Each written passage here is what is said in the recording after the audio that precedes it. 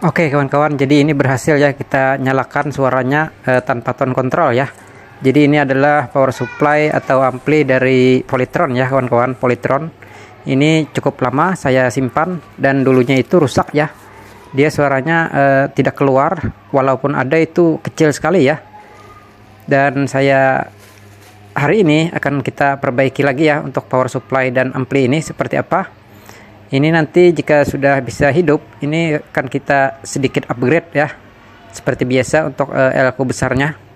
Nah, jadi seperti ini penampakannya, dia 2 channel ya, 2 channel dengan memakai tape 42. Oh sorry, tape 41 ya. Ini adalah tape 41. Nah seperti ini. Jadi ini 2 channel kawan-kawan untuk Polytron. Nah ini power supply-nya seperti ini, penampakannya dia simetris ya, 3 jalur, positif, negatif, dan ground. Nah ini juga diodanya juga banyak ya, jadi kita tidak ada merubah yang ini, hanya elko yang 2 biji ini ya, yang elko utama. Jadi elko utama itu cukup penting ya untuk mengeluarkan suara itu agar lebih ngebass ya, lebih besar untuk bassnya. Nah, jadi seperti ini penampakannya kawan-kawan, mudah-mudahan ini kita bisa ya lakukan. Nah, jadi di sini jalur elko tadi dia di seri ya. Dia berdampingan itu di seri, positif, negatif, ketemunya positif, negatif ya. Jadi seperti jembatan dia sistemnya atau rangkaiannya seperti ini. Nah, jadi nanti tinggal kita ganti ya untuk elko-nya, nanti kita perbesar. Jadi ini elko-nya cuma 35 volt ya, 35 volt 2200 mikrofarad. Dan ini adalah input ya. Dan ini untuk inputnya yang putih ini, dan yang kuning merah ini untuk tone control ya. Kebetulan tone controlnya sudah tidak ada ya. Jadi kita tanpa tone control apakah bisa atau tidak? Nah ini akan kita lakukan saja percobaan. Ini kita ganti nanti agar lebih bagus untuk elko-nya. Karena elko-nya sudah saya cek ya, itu mikrofaradnya sudah menurun hanya sekitar 1800, yang mana harusnya 2200 ya.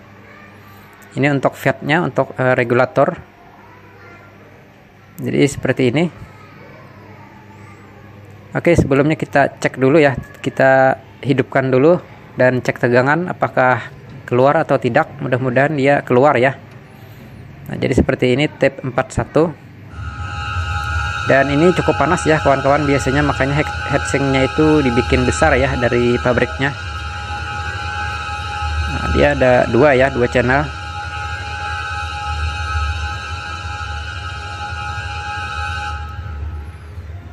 Oke, langsung saja kita cek tegangan dulu ya, seperti apa, apakah dia keluar atau tidak. Ini kita gunakan Apo Digital sistem auto ya. Jadi dia berapapun nilainya itu akan otomatis keluar di Apo Digital ini tanpa kita harus merubah selektornya. Nah jadi dia ada negatifnya ya, negatif dan positifnya itu ternyata tidak sampai 12 volt kawan-kawan, hanya 11, saja. Dan saya rasa itu cukup ya untuk menyalakan speaker. Jadi tidak masalah ya, cuma 11, dan ini tone controlnya juga ya, yang merah kuning ini untuk tone control, tetapi kita tidak memakainya nanti. Dan ini jalur inputnya ya, ini inputnya nanti kita pasang ke handphone. Ini kita tes dulu apakah ada suara ke speaker ya, karena ini sudah saya hubungkan ke speaker. Untuk tegangan sudah keluar ya, walaupun sedikit kurang. Oke, saya akan cabut dan ini akan saya cek lagi. Jadi belum keluar ya untuk suara, walaupun tegangannya sudah keluar. Dan ini elko besarnya itu terlihat tadi 280-an ya voltnya, dan ini sudah habis. Dan biasanya kalau rusak itu masih menyimpan ya kawan-kawan harus buang dulu seperti ini dengan dicolokkan seperti ini, bisa pakai solder ya, solderan itu dicolokkan seperti itu sampai dia benar-benar habis. Nah ini sudah habis ya. Ini hanya contoh ya, jika dia menyimpan tegangan seperti itu, hati-hati.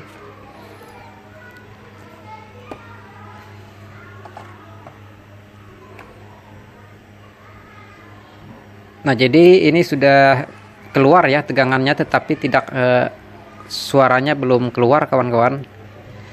Jadi sebelumnya akan saya ganti dulu nih untuk elko-nya, karena ini sudah saya cek tadi kapasitas dari mikrofaradnya itu sudah menurun. Kita akan perbesar ya mikrofaradnya agar suaranya lebih bagus.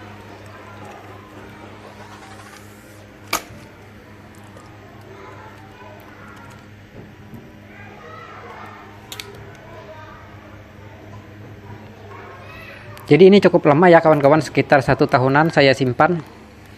Dan ini akan kita nyalakan lagi ampli dan power supply-nya ini. Jika power supply-nya rusak itu bisa kita ganti dengan adaptor ya, asalkan amplinya bisa hidup. Nah, jadi ini pantesan agak susah ya, ternyata ada lemnya dari pabriknya. Ini asli ya, bawaan pabrik. Jadi elko-nya ini dilem juga ya bagian bawahnya di PCB-nya, makanya ini agak keras. Nah, jadi dia hanya 2200 ya. Dan saya ukur tadi sekitar 1800-an saja, artinya dia sudah menurun. Nah, kita upgrade ya, kita perbesar ini 3300 dan 4700 ya. Walaupun tidak sama itu nggak masalah ya kawan-kawan, karena dia hanya toleransi sedikit saja. Nah, jadi 3300 dan 4700 ya, kita seri di sini. Itu sudah ada tandanya ya, positifnya dan negatifnya juga ada, jangan sampai kebalik, karena kalau terbalik itu saat kita colok bisa meledak. Nah, jadi saya kebiasaan ya kawan-kawan memasang elko yang kakinya panjang itu biasanya saya tidak potong ya, kecuali saya potong itu jika ada mepet ya, mepet dan ada indikasi itu short, maka itu saya potong. Jika tidak ada indikasi korsleting atau jaraknya jauh, itu saya pasang saja seperti ini, memanjang, dan saya arahkan ke jalurnya ya, karena sewaktu-waktu juga saya pakai lagi elko-nya nanti ke depannya. Jika kita memerlukan, kita tinggal ambil, dan kakinya juga masih panjang ya. Jadi seperti itu kawan-kawan. Nah, jadi seperti ini untuk kabel speakernya saya pasang di tengah ya, karena soketnya sudah tidak ada lagi. Nah, ini soket yang kedua ya untuk channel 2 di pinggir.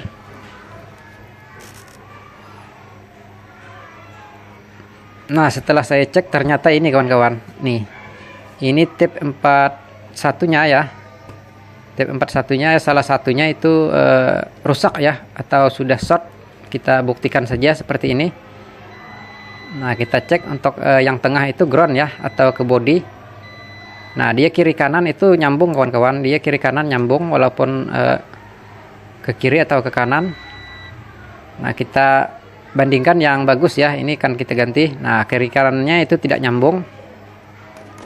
Nah, jadi ini masih normal ya tip 41-nya. Langsung saja kita ganti ya, di sini kita taruh nanti. Jadi ini sedikit saya skip ya untuk pembongkaran dan pemasangannya agar lebih cepat.